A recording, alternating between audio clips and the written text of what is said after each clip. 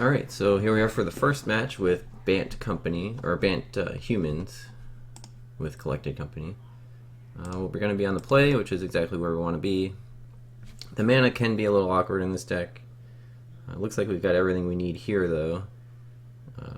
Except that we can't play the Thraben Inspector turn 1. But this hand is good enough to keep.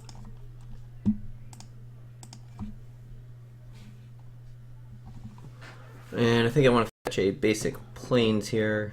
We have plenty of green mana. We only need one blue mana, really. And we'll be able to play Reflector Mage on curve if we draw it. And we need the second basic for Canopy Vista anyway. So let's go ahead and get a basic plains with this. We also have the colorless mana source for Eldrazi Displacer. So getting basic plains, we have everything we need in terms of mana.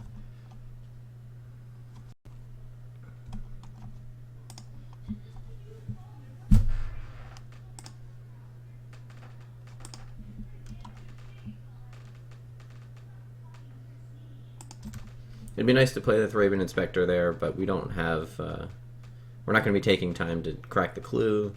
We'd be able to, maybe attack for a couple points of damage, but on turn 3 we'll be able to play like Thraben Inspector and hold up Dromoka's Command. So we're not really missing out on too much.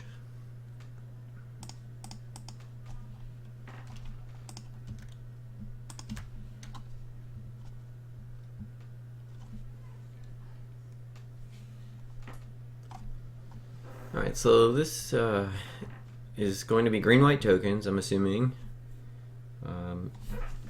It's a matchup I want to test, so I'm glad that we're getting to play it here. We could play Eldrazi Displacer, or we can play Inspector plus Dromoka's Command. If we play Dromoka's Command, we get to attack for 4, which is pretty nice.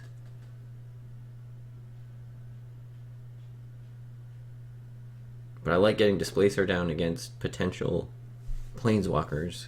Excuse me. That way we would be able to pressure a Nissa if it comes down. Getting the Advocate off the board is better against an opposing Dromoka's Command, though. So if I just play Eldrazi Displacer, I could get my Displacer eaten by the Advocate. So I think for that reason I'm just going to play the Inspector and Dromoka's Command the Advocate away.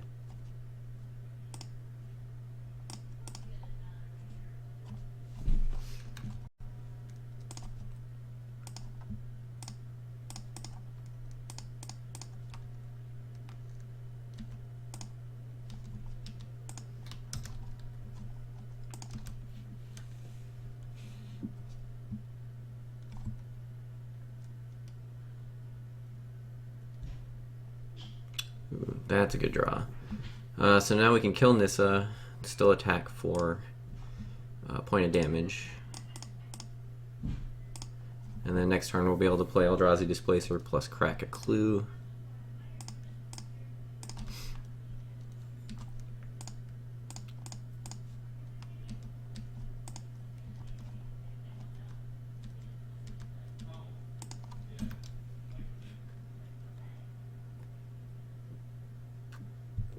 This is basically the exact experience that I had from the green-white side, where I'd play these early Planeswalkers and think that I'd be able to get ahead by, making some tokens, chump blocking, keeping the Planeswalkers alive. But these Bant decks and the white-red decks, they just can get these aggressive draws where you don't have time to be doing a lot of Planeswalker activations. They're under pressure from an early start, like a Thraben Inspector into Lamphold Pacifist. So you don't get to get a lot of value out of the Planeswalkers. They don't live long enough.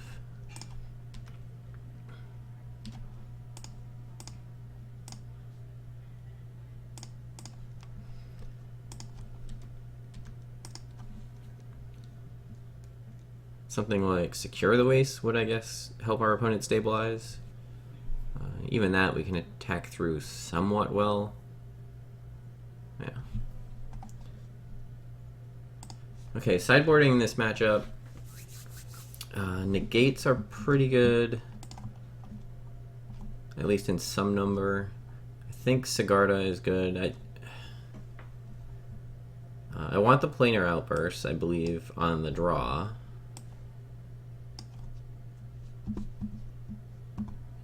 In fact, I think I had written up a potential sideboarding plan, which I'll pull up here.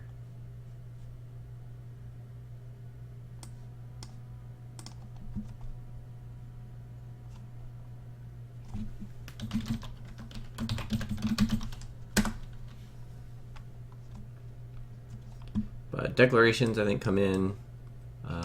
Ojutai's command stays in for Avacyn and potentially Linvala. Negates, potentially. I think our main deck is pretty good against what green-white is doing anyway.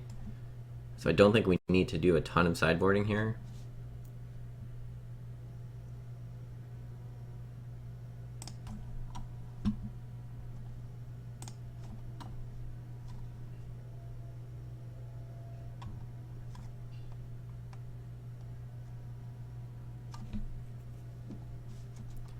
The Duskwatch Recruiters are maybe the weakest creature that we have.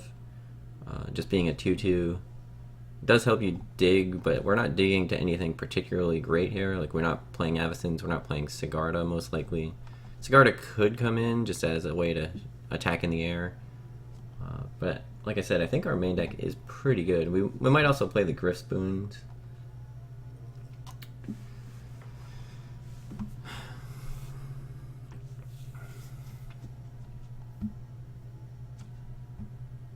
I like taking out a tireless tracker because it's a little slow. If our opponent's clogging up the ground, playing a 3-drop that gets big doesn't really do much when they're playing a bunch of tokens.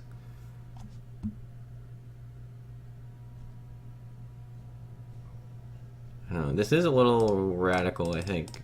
I'm not sure that this is a good idea, but I want to take all the tireless trackers out for some removal.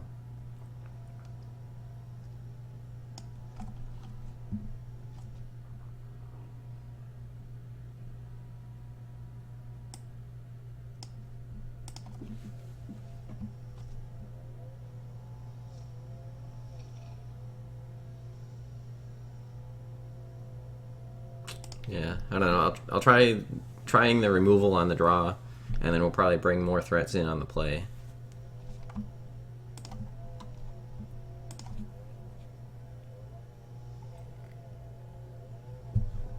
Okay, this hand is fine. We've got Evolving Wilds to fix our mana. The Ojutai's command could look a little silly here, especially in the early game.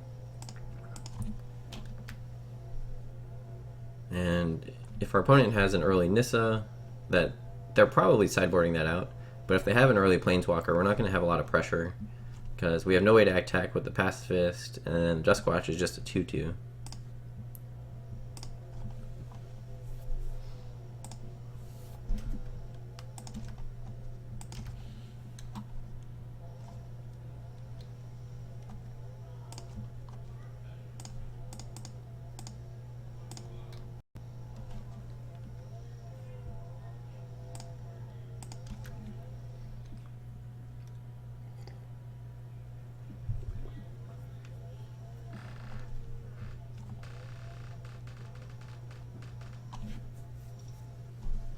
Our opponent found a fortified village and then played it. Here's is pretty good. We get to play 2 spells this turn, which is nice.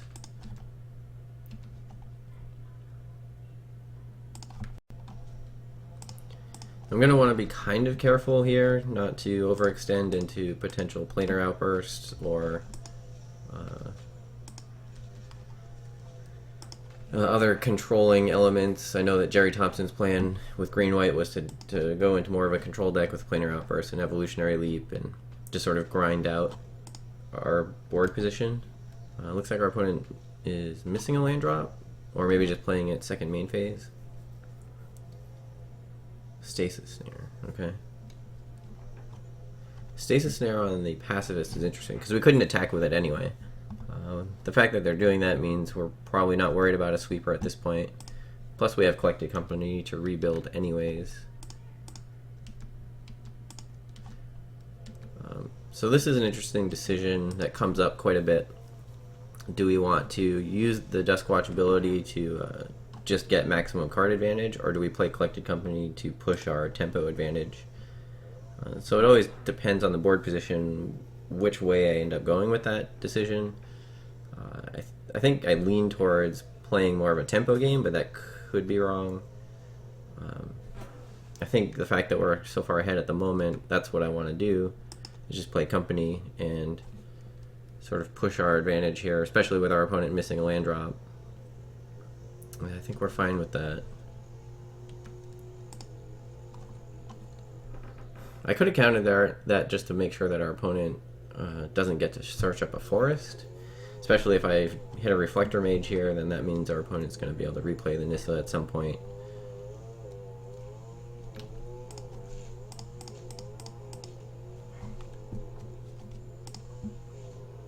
That's a decent hit, especially when our opponent just has a 2/2.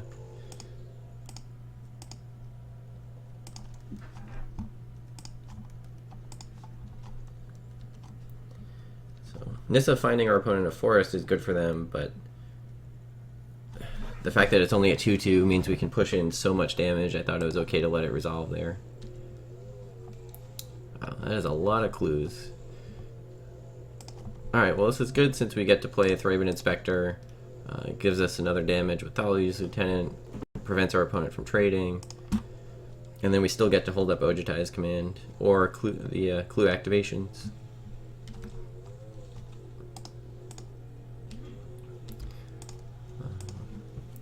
So it's true that a planar outburst would be pretty bad for us if they have it next turn, but we've got so many clues now, you know, they're kind of forced to planar outburst, but we still have a way to recoup all the card advantage.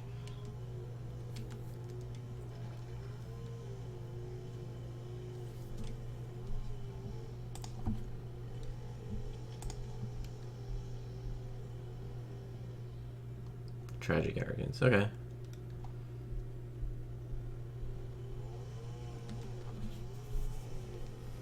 I'm gonna have to decide if I want to cycle this Ojutai's command or just crack the clues.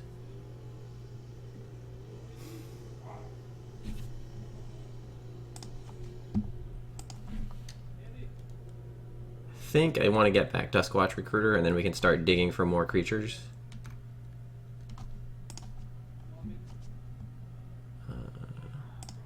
No.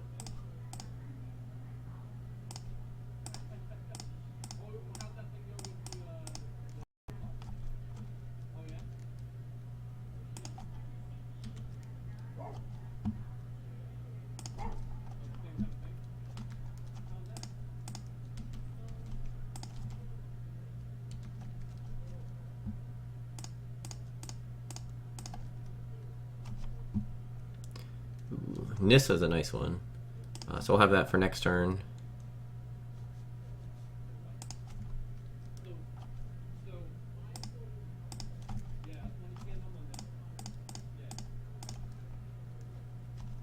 And a Pacifist. Alright, so we've refilled our hand a bit.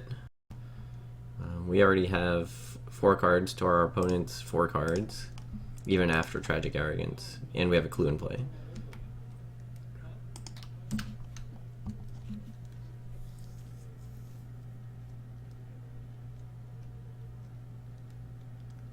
Sure. Lunvala is pretty good here because if we make Nissa a Planeswalker, it's just going to die. So that is not great. You can play Duskwatch, look for a Reflector Mage. That's not so great against Lunvala either. Nissa flips into a 3 loyalty Planeswalker, so we'd be able to plus it, draw a card, but then Nissa would die. We can put our opponent in a spot where if they attack Nissa, they can kill it, but then they might be dead on board. Because we can play out basically our whole hand here.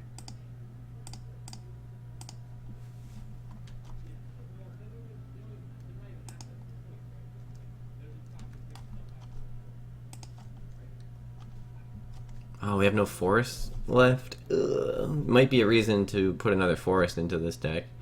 I didn't change the mana base at all when I added Nissa. And we have a lot of basic plains and only 2 forests. Yeah, that's kind of awkward. No.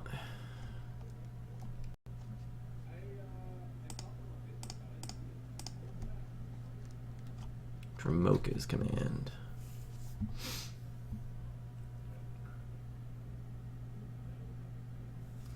We can make an Ashaya token and then fight. We can't do that right now, but we can fight, you know, in a future turn. If we hit a plains here, we could fight. Not a plains, but good enough. Not that I think we have to this turn, but we could do that.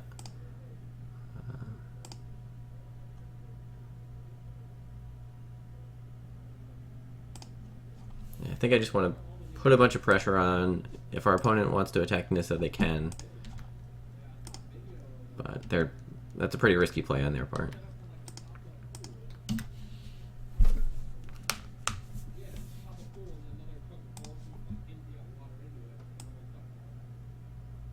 Sorry, I didn't realize the preview window had moved.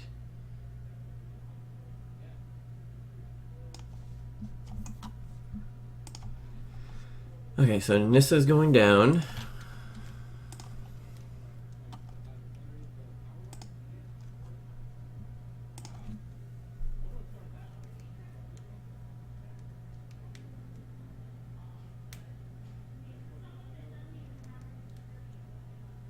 Looks like they're holding Dromoka command up. Oh, another Tragic Arrogance? Yeah, that's not so good for us.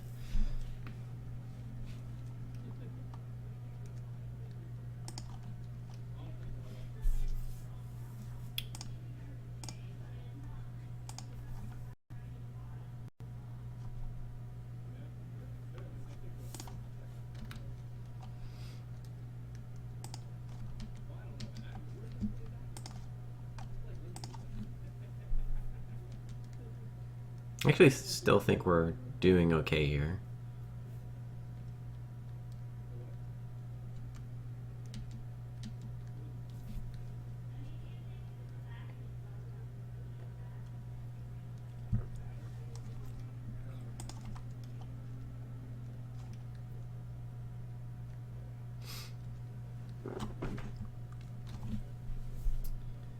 You're back. All right.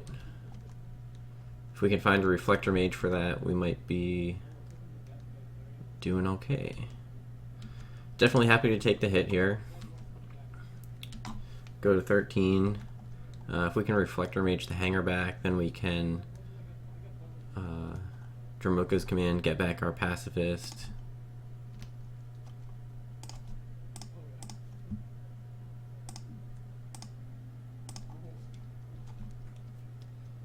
We could just end up going for lethal on this turn. Ooh, Displacer's even better, right?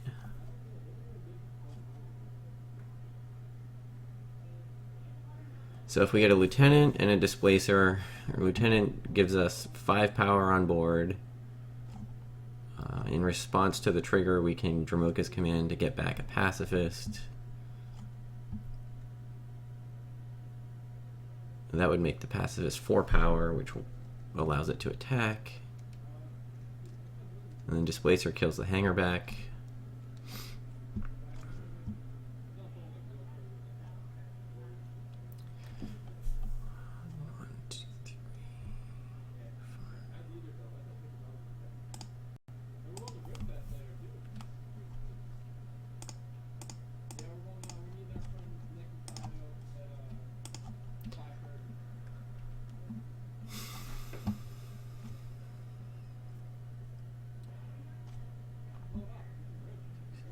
We already have 9 power on board, so we don't actually have to get the pacifist back.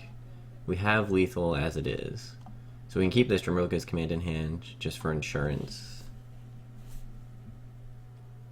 So we'll have a 2 power Thraben Inspector, 3 power Duskwatch, 1 power Thalia's Lieutenant. So that's 6 power, plus 3 from the Displacer is 9.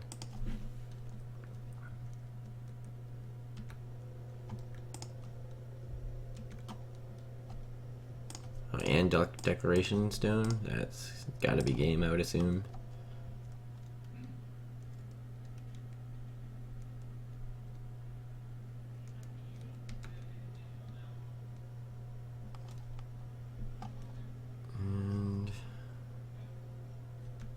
In for lethal.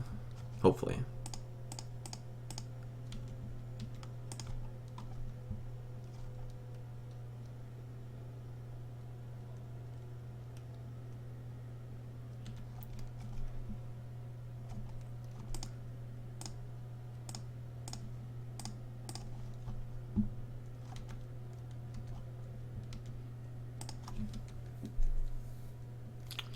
Alright, that's match number 1.